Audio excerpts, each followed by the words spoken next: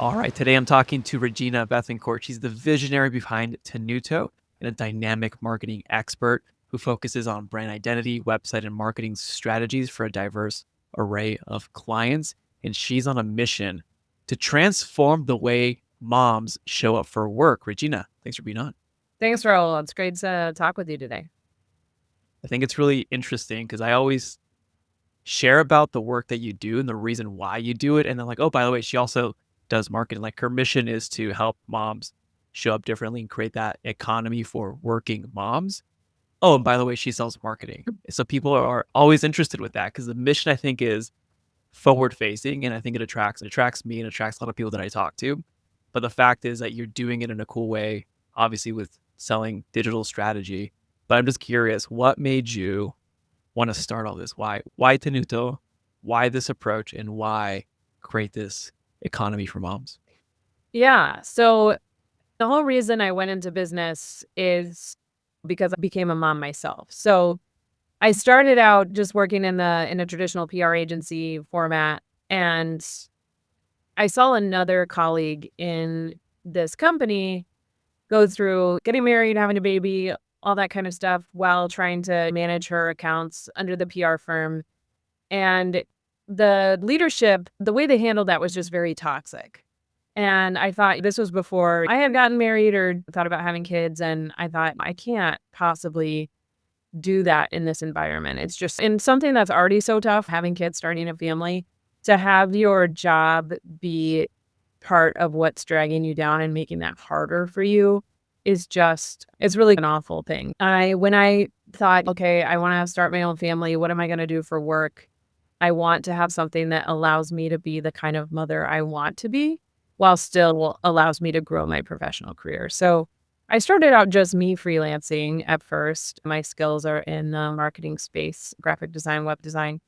And then I realized, wow, there's so many other women who are facing these same challenges. They're really talented. They're really ambitious. They want to work, but they also want to be around for their kids. They don't necessarily want to sign them up for 60 hours a week in daycare. Why can't we have a business that works around women who just need some flexibility in order to really make things happen at their job? And I built the agency, and it attracts really talented women. And now we're able to do really cool work. It's been a big dream and a lot of fun doing it. How long was it between the inception of the idea that you needed to start your own thing and then you actually starting it? Like, how long ago was that? So let's see. I freelanced for a while just under my name. I started it officially in 2018. That's the official when I registered the company and everything, but we really took off as an agency more like 2021. No, the reason I ask is I remember like over 10 years ago, like 2015, maybe 2014, I was designing the way that I crafted the business that I'm living now based on some of the goals that I had then. Okay, I want to make sure that I can see my kids walk. Right. And then sometimes I'm in it now. I'm like, wait, I designed it this way. This is why I'm doing some things. Because sometimes you might be caught up in different growth trajectories or comparison games or different approaches. And I think you're redefining how success is. And I think it's important to kind of state that is your intention before you actually started the business is what you're actually living out now. And it's attracting a really good, I want to say cohort, but a strong player who may otherwise be like, oh, you just take your time off in that resume, be a mom, but you're also having that desire to contribute. How do you manage that both as a leader and also as a mom yourself? Like the balance between the demands and the ambitions of work and business and the demands of family life. Yeah, that's the question, right? So it's very tough, but I really need the word balance because it implies that you have sort of something in one bucket over here and then something in another bucket over here. So what I like to think about it is it's just more integrated, right? As much as possible, I'm physically at home.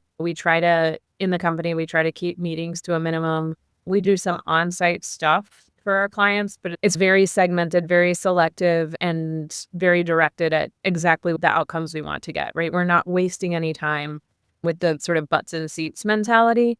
Because really so much of motherhood is just that physical presence, right? That ability to step out for even 10 minutes because I have a 4-year-old who just needs a little bit more attention right now at where she is in her stage of development. And she might need a book with mom at 3 o'clock every single day, something like that. And I think the more that we can integrate work and life, the better. I just won a big contract on Monday and my kids were all into it, right? So I had told them, like, mommy's basically in a contest with these other firms and I'm going to try to win this contest.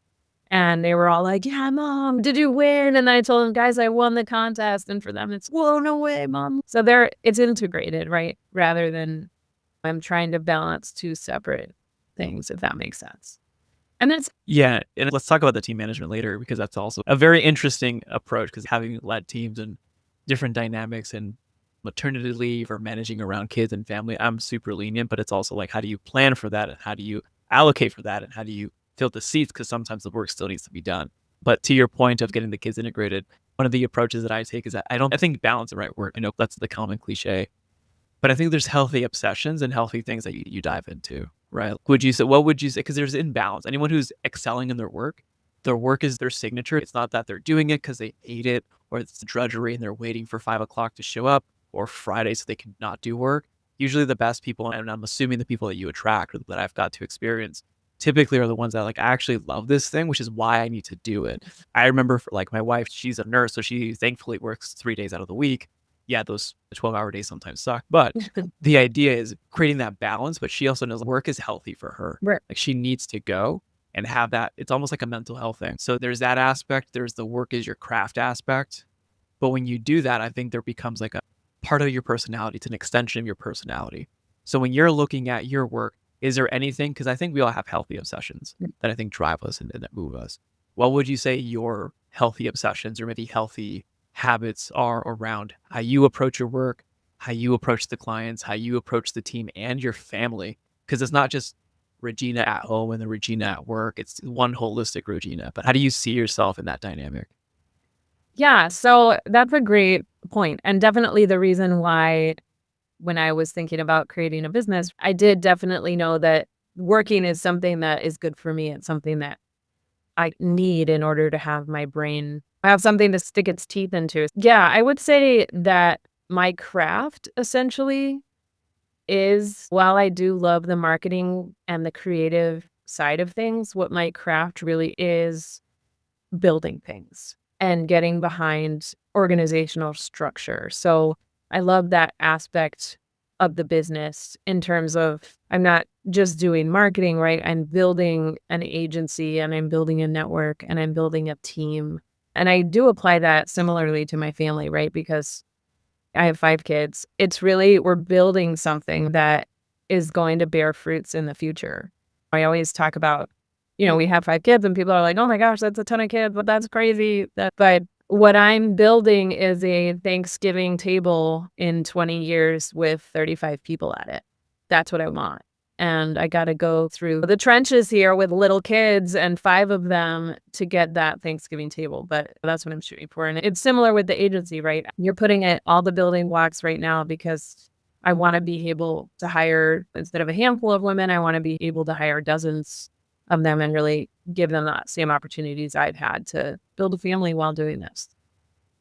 How have you redefined success through that lens? That's a great question. So success really is, I think, a lot of, especially in this space of founders and startups and agency owners, success can easily fall into this dollar signs figure.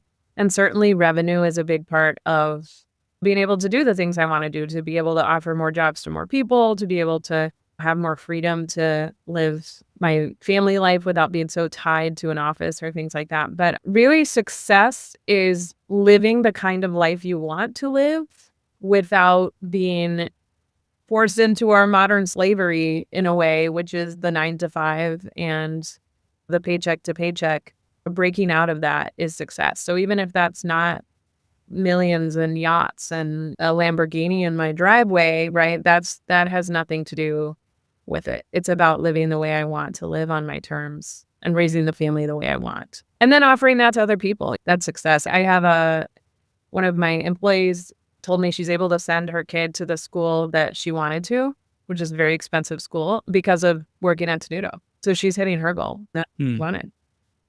I think that's okay. I'm sorry, you were going to add something? No, I was just saying that it's huge. No, it is dramatic. I think that's one of the shifts that I'm seeing. And obviously, I've worked with a plethora of amazing founders and entrepreneurs. A lot of it was the dollar sign or the net worth value. Once you hit that, and it's always this question that always is pending once you hit those numericals, but you focused on this question first, which I think I appreciate and I resonate a lot with. And a lot of my clients tell me my lifestyle is my success. Right. And obviously, you like no money, no mission. Like that's like premise number one. He got the revenue. Yeah. But premise number two is like, why are you doing it? Is how you show up for work. How do you execute that?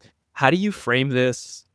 Help me understand, like, if I'm a client onboarding, working with you, how do you frame, or do you even frame like, hey, this is part-time moms or fractional moms working with you? First of all, moms get things done. There's a bar none. They have limited time. They know how to get things done. But how do you frame it with clients? Is that the expectations, but also with the team to manage them? Because the work, the scope, whatever you do still needs to get done regardless. But how do you plan appropriately, set expectations with clients, but then also set expectations internally with the team that, yes, do this on your own time, but you got to meet these deadlines. It's a fine, I think I can use the word balance here, but I think it's a fine dance. Yes. With all three. I agree, because the company's founded on this philosophy of really, why do we need to be working 9 to 5? We don't. This is putting sort of arbitrary barriers on work that makes it really hard for moms or parents to get things done because they're confined in their hours, which happen to also be hours that they need to be taking care of kids or dealing with important stuff of family life. So that's the premise of our internal company, but many of our clients work the 9 to 5. We need to be able to respond with our schedule to their schedule. So we do have, and this has been a ton of trial and error, right? Our employees have to get their hours in a 7-day calendar week, but there are no restrictions on when they can do those hours. We did end up having to say, if you are, however, client facing, some percentage of those hours needs to happen during the 9 to 5, which can be determined based on how client facing that particular person is, project manager more than, say, a videographer. And so we've gone on to refine that a little more specifically. But the goal is really that I have one of my employees actually also has 5 kids and homeschools them and does all her work in the evenings. She's a web editor and all her work basically can be done in the evenings, right? Is totally fine. So we explain that to our clients. We explain our deadlines might look a little funny. We'll put things on Saturdays sometimes. We'll put things at 9 p.m. for our internal team. But you can expect all of your responses and all of your things ready for you in the hours of your work. The other thing we tell clients is that because we live this integrated life, sometimes kids make their way onto the camera, and that's a part of the way we work. And I have never had a client say, then we'd rather not work with you. All of the clients I'm pitching and everybody I'm talking to, they're like, this is great. And sometimes it even gives them, they're often parents too, and it gives them almost an excuse. And it just lowers the guard. Oh, so if my toddler runs away from the babysitter and happens to make it into the office before the babysitter can stop them, I'm not going to get judged for that, or because we shouldn't. It's life. And I think COVID helps make that more real for people, although we're losing it again now. I think give or take. I've been remote since 2016, 2015 with the first company that we built, like completely with a dude that I never met in person. I feel like it's a normal. Raul, like we're East Coasters take a little longer than you guys to kind of lose the buttoned upness. Oh, come on. I love East Coast energy. It's my favorite time zone. Communication is important. Like I'm working with a team, London, Toronto, South Africa, and like it's one team, obviously, but dispersed and remote. It doesn't matter what hour, as long as the client feels heard. And similar here, right? If it's client facing, at least acknowledge the response within 24 hours or same business day. And I think there's an archaic, and I see this more in fast scaling teams like hyperscalers or aggressive growing either in SaaS or in tech, where I need the response within the hour. So I see that dynamic, but different industries outside of that, I see this always being evergreen, like an approach where as long as the work is done and you openly communicate, you make me feel safe as a client that you're doing the work, executing, we shouldn't have questions around it because I want the outcome. And sometimes, like I was chatting with, I run an ad agency.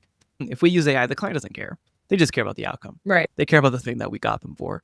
Similarly here, but it's cool that they can also see themselves in the mission, give themselves permission. You know what? I don't have to get so worried about it. It's part of life, and I don't have to apologize for that happening Right. on screen or on camera. Exactly. And sometimes going back to the scheduling thing, I think we're even able to do work faster in a sense because we do have this sense where it's like someone's always on because it's not like everybody logs in at 9 and everybody signs off at 5 and then it's gone. I frequently, if I have had a kind of a non-working day a bit because there's been lots of life and kid things during the day and I'm putting in some hours in the evening, I'll frequently have one of my employees up also doing stuff in the evening and we're chatting at 10 o'clock, getting stuff done and send it off to the client. And we tell our clients, like, you might get stuff from us at 11:30 at night. You don't have to respond.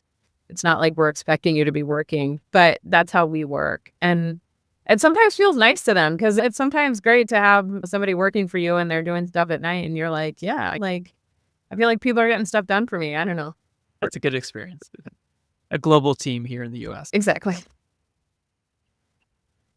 One of the things that you mentioned is that you want to bring some good, some sort of differentiator into the world. And I know that you're mentioning it through giving moms a place to work, but what is the greater good that you're aiming towards with the Thanksgiving, the family, the team, and the clients that you serve? What is the thing or the shining spark that you really want to drive forward?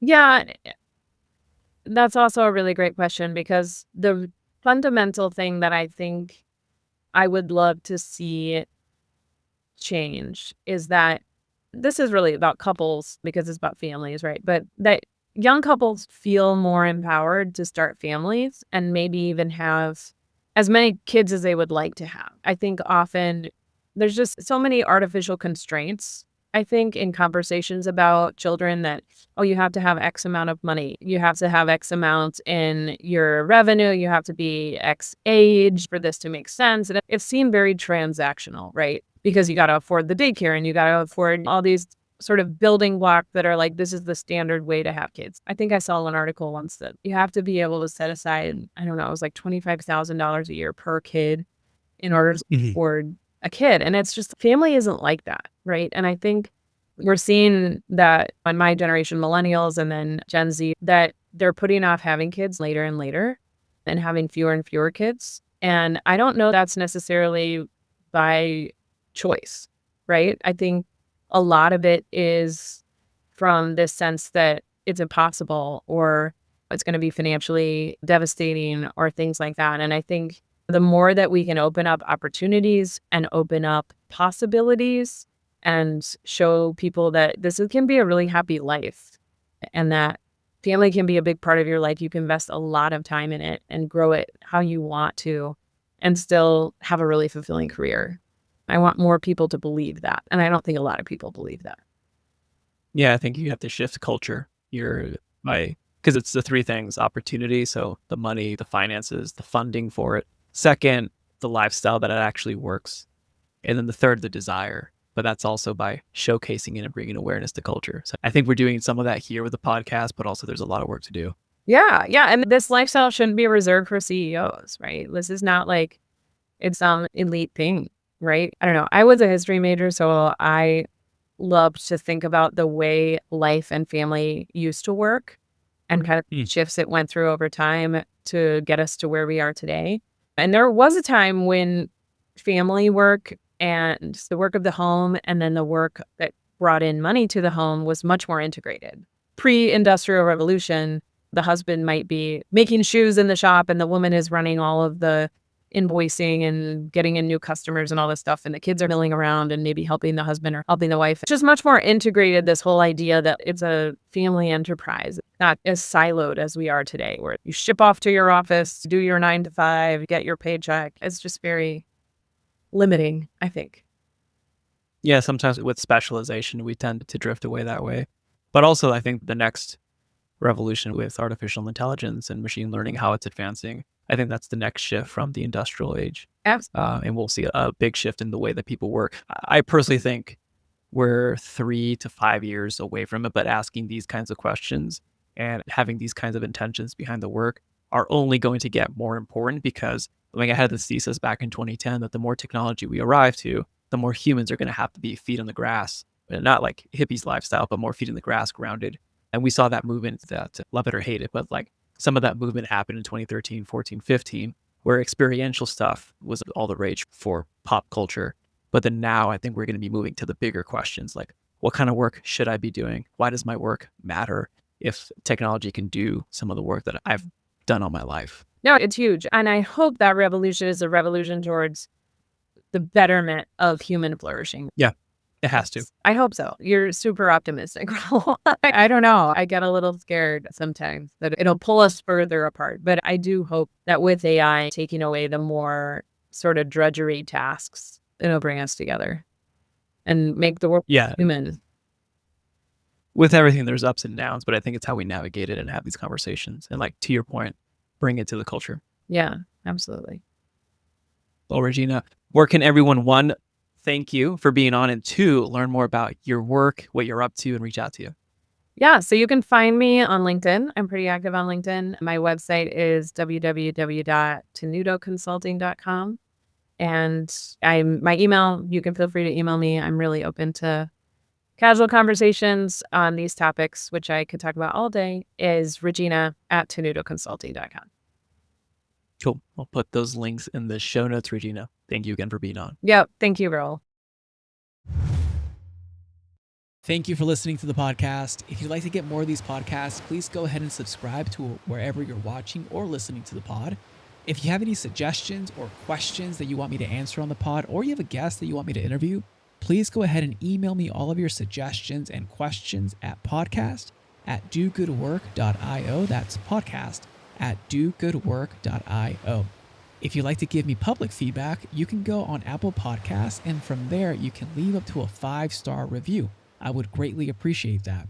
If you like more free resources where you can get my best strategies to help you increase your company's performance and scale profitably, you can get handpicked articles to propel your growth, and you can get trainings and discussions that I give freely online, as well as low-cost resources such as my books and guides. You can get all of that by going to dogoodwork.io/resources. 90% of all of these resources are not behind any email opt-ins. You can get instant access by going to dogoodwork.io/resources. Now, if you'd like to accelerate your progress and shorten the gap between information and action and start seeing results in your business, let's work together to increase your company's performance and scale profitably and serve more clients without the overwhelm. You can request a free clarity call to see how we can best support you to reach your goals by going to dogoodwork.io/apply. Again, that's dogoodwork.io/apply. As always, it's an honor to be a small part in your journey. This is Raul Hernandez. Do good work.